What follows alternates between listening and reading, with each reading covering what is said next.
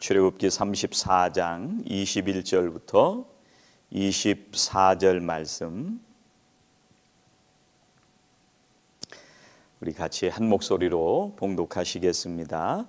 너는 엿새 동안 일하고 일곱째 날에는 쉴지니 밭 갈 때나 거둘 때에도 쉴지며 칠칠절 곧 맥추의 초실절을 지키고 세 말에는 수장절을 지키라.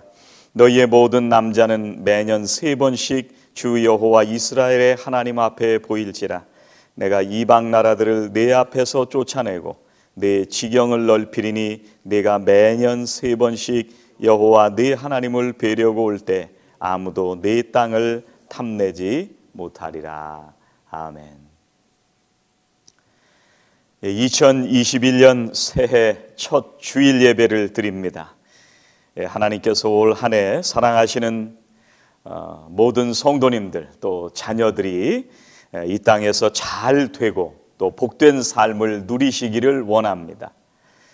새해 모든 가정들마다 하늘복이 가득하시기를 주의 이름으로 축원합니다. 제가 중고등학교 때까지는 한국에 살 때 명절 때마다 제사를 참 많이 지냈던 기억이 납니다. 굉장히 분주하고 힘든 그런 명절들을 지냈던 기억이 나는데 이스라엘 백성들은요 제사가 참 많았습니다. 그래서 하나님께서 지키라고 말씀하시는 절기가 성경에 여러 가지가 나오는데 우리가 기념일을 기억하고 지킨다는 게 이게 참 만만한 일이 아닙니다. 어떤 사람의 생일을 기억하지 못해서 우리가 원망을 듣는 그런 경우도 있고요. 결혼기념일을 기억하지 못하는 남자들은 1년 내내 다음 해가 올 때까지 집에서 원망을 듣는 그런 일들도 있습니다. 이 미국에 살다 보니까 한국 명절도 안 지키게 되고 또 미국 명절은 익숙하지 않아서도 잘 못 지키게 되는 그런 면이 있는 것 같습니다. 그런데 하나님께서 나를 정해서 지켜라 이렇게 말씀을 하시는데 그 절기를 지키면서 하나님을 생각하고 하나님이 누구이신지를 다시 한번 기억하고 하나님께 예배를 드리는 것입니다. 그 제사를 통해서 하나님이 무엇을 받기를 원하시느냐 하면 우리들의 마음을 받기를 원하시는 것입니다. 우리가 하나님을 사랑하는 그 사랑을 하나님은 받기 원하시는 것입니다. 오늘 말씀에 보면 두 가지 절기에 대해서 얘기를 하지만 이제 모세가 받은 율법을 통해서 하나님께서 주시는 말씀들은 세 가지 절기를 지켜라 이렇게 말씀을 하십니다. 유대인들이 지키는 가장 중요한 절기가 세 가지가 있었는데 유월절과 맥추절과 초막절입니다. 여러분 같이 한번 해보시죠. 유월절, 맥추절, 초막절. 유월절이라고 하는 것은요 애굽에서 구원해 주신 하나님의 은혜에 대해서 감사하는, 그래서 출애굽한 것을 지키는 그런 절기가 유월절입니다. 우리말로 하면 한 3월이나 4월쯤 지키는 절기입니다.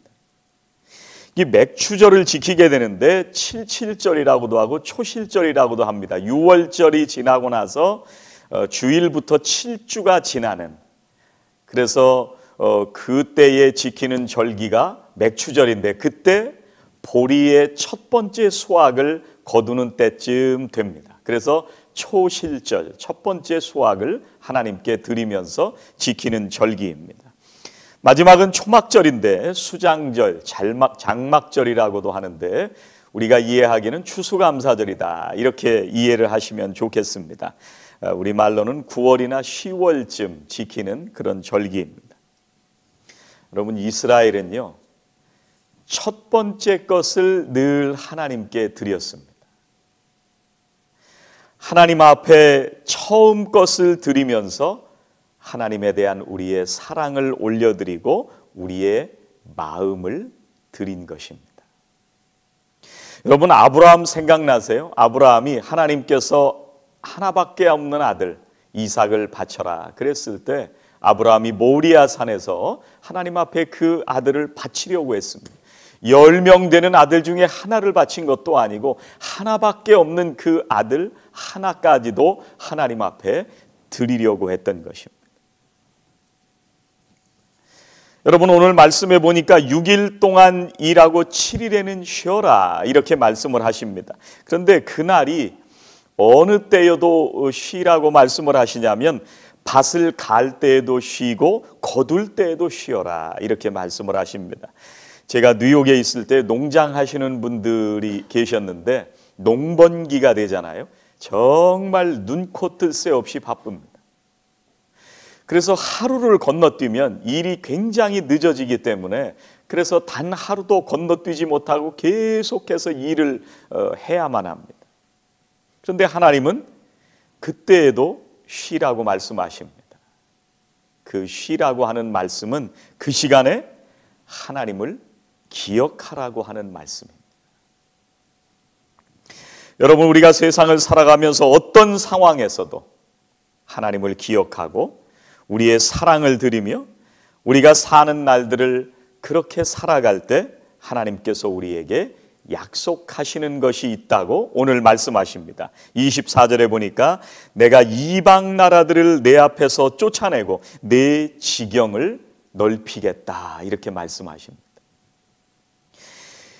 이스라엘 사람들이 하나님께서 말씀해 주신 이 절기들을 지킬 때마다 하나님을 마음으로 생각하고 기억하고 하나님을 사랑하고 또 안식일을 지키면서 하나님 앞에 감사의 예배를 드리면서 하나님을 생각하고 이런 삶을 살아갔습니다. 그렇게 하나님과 함께 살아갈 때 하나님께서는 지경을 넓혀주시겠다 그렇게 말씀하십니다.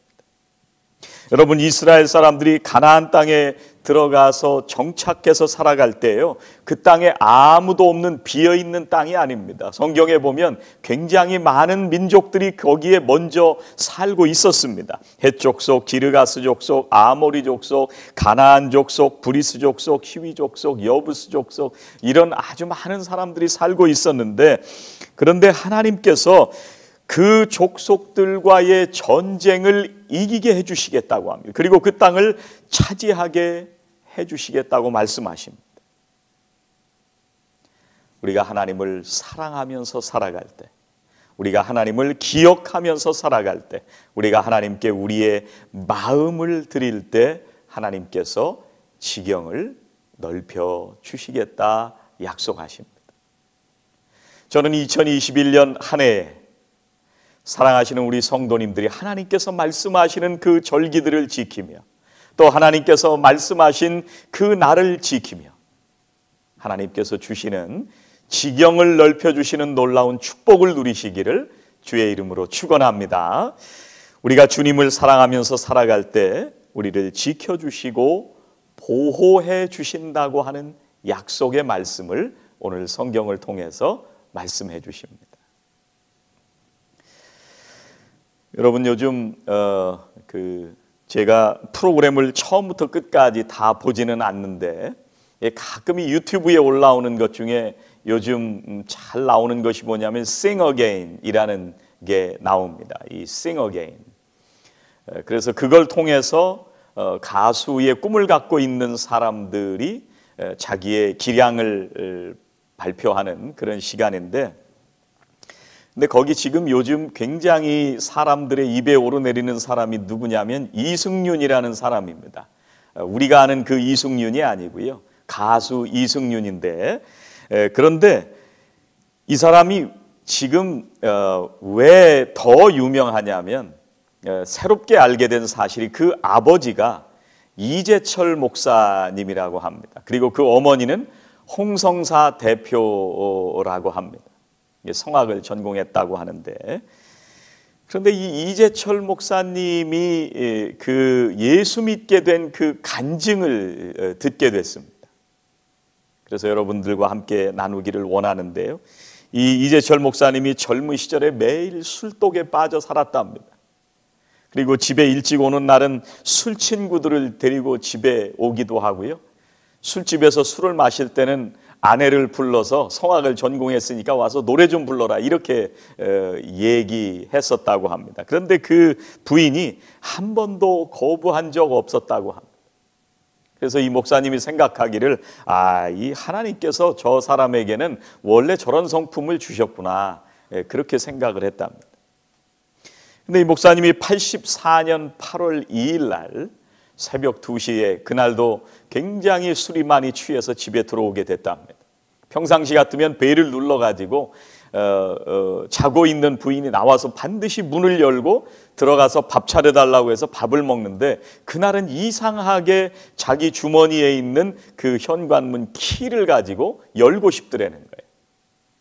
그래서 문을 열고 들어갔습니다. 들어가서 방에 들어가 보니까 자기 아내가 조그만 그 스탠드를 켜놓고 거기에서 뭔가를 쓰다가 잠이 들어버렸다고 하는 것입니다. 그래서 그것을 이재철 목사가 한번 좀 봐야겠다는 그런 생각이 들어서 그 노트를 들어서 읽었는데, 이런 내용이었다고 합니다. 그 부인이 쓴 글입니다. 나는 오늘도 버스를 타고 수유리 너머로 갔다. 시골길을 하염없이 걸으면서 오늘도 역시 어김없이 죽음을 생각했다. 약을 먹고 죽을까, 아니면 손목을 그어 죽을까. 그러나 그것은 내가 취할 길이 아님을 나는 다시 한번 더 확인하고 되돌아왔다. 나를 살리기 위해 십자가에서 돌아가신 주님께서 주님의 뜻을 위해 내게 주신 남편이므로 나는 사랑해야만 한다. 나는 할 수 없지만 주님께서 사랑하라 명령하심으로 나는 사랑해야만 한다. 주님 도와주세요. 나의 약함을 주님께서 잘 아시잖아요.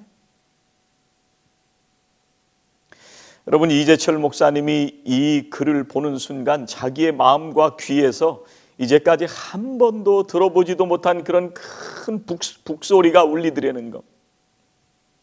자기가 모태신앙으로 태어나서 수많은 목사님들의 설교를 들으면서 사랑에 관한 얘기를 들었는데, 수없이 들었지만 그 사랑이라고 하는 것이 성경에 나오는 문자로만 자기가 생각을 했었답니다.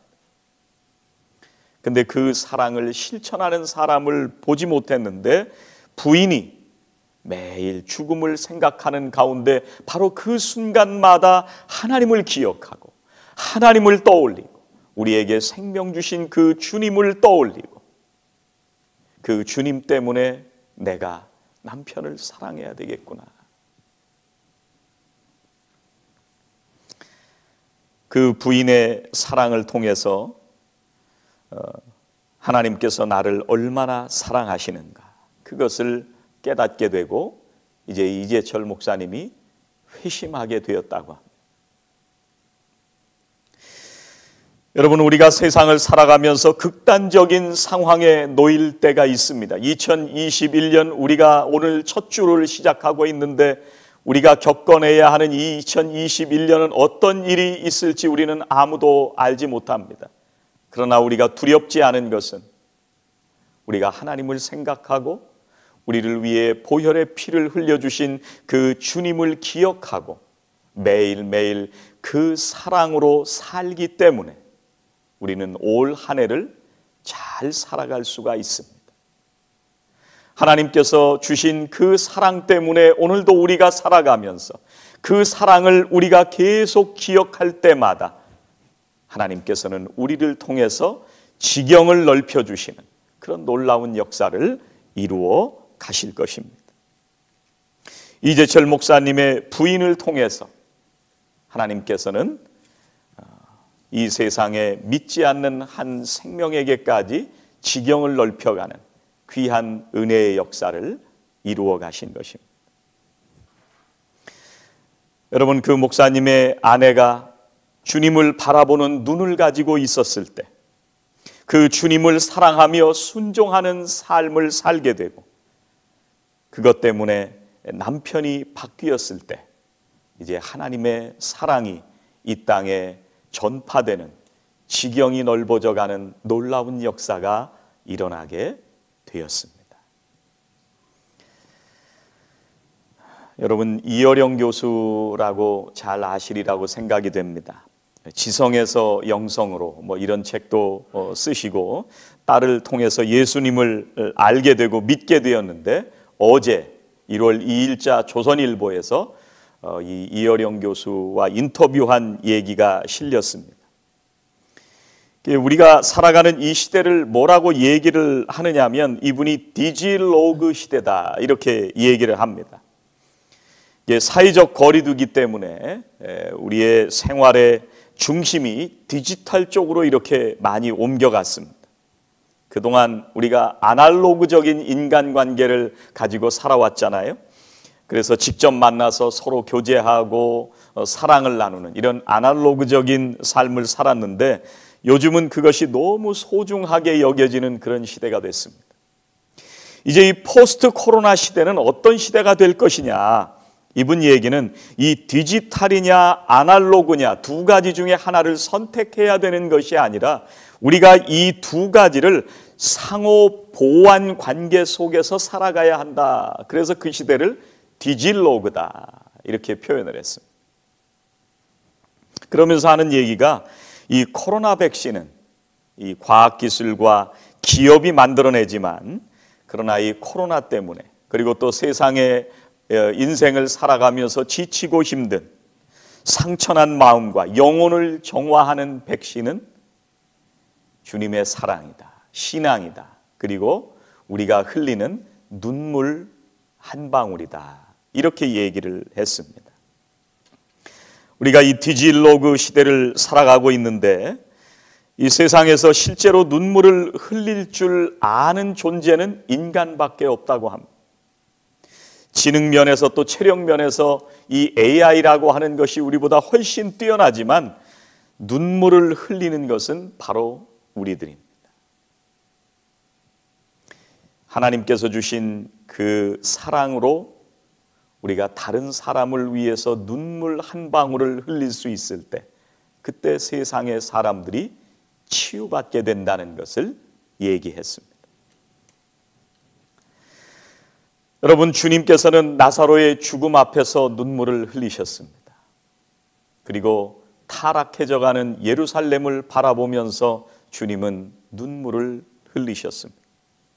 그리고 온 세상을 사랑하셔서 십자가에 피 흘려 죽으셨습니다. 우리는 그 사랑을 기억하면서 사는 사람들입니다. 우리의 온 마음을 드리면서 우리의 사랑을 하나님께 드리면서 우리에게 주어진 삶에서 다른 사람들을 위해서 기도하고 눈물을 흘리면서 살아가는 그런 사람들입니다. 2021년 바로 우리들이 그렇게 살아갈 때 주님께서는 우리를 통해서 이 땅의 모든 사람들에게 우리의 지경을 넓혀 주실 것입니다. 지경을 넓힌다고 하는 것은 하나님을 기억하고 하나님을 사랑하는 것에서부터 출발합니다. 그것이 온라인이건 오프라인이건 선교지 멀리 가서 하는 것이나 혹은 우리가 가장 가까이 살아가는 내 가족과 이웃들에게나 그리고 세상에 부유한 사람이나 가난한 사람들이나 모두를 향한 거룩하신 하나님의 사랑을 전하게 되는 것이 지경을 넓히는 것입니다. 여러분, 올해도 우리가 바쁜 삶을 살아갈 것입니다. 그 가운데 하나님을 우리가 꼭 기억하시면 좋을 것 같습니다. 하나님을 생각하고 사랑하시는 우리 성도님들의 마음과 모든 사랑을 하나님께 올려드리는 그런 한 해가 되셨으면 좋겠습니다. 우리를 통해서 올 한 해도 지경이 넓어져가는 놀라운 하나님의 축복을 누리시는 저와 성도 여러분들이 되시기를 주의 이름으로 축원합니다. 기도하시겠습니다. 하나님 감사합니다. 세상 가운데 살아가던 저희들을 불러주시고 구원의 은혜를 알게 하여 주시니 감사드립니다. 주님께서 말씀하신 절기와 때를 지키며 저희들이 매일매일 하나님의 그 사랑을 기억하고 저희들이 하나님 앞에 사랑을 올려드리며 우리의 온 마음을 다해 주님 주신 사명 감당하게 하여 주시니 감사드립니다. 주님, 2021년 우리가 살아가는 이 시대 가운데 저희들의 삶을 통해 지경을 넓혀주시는 하나님의 역사를 경험하게 하여 주시고 우리가 흘리는 눈물 한 방울을 통해서 또 우리가 올려드리는 기도를 통해서 세상이 살아나고 복음의 지경이 넓어져가는 놀라운 역사가 일어나도록 축복해 주시옵소서. 예수님의 이름으로 기도하옵나이다. 아멘.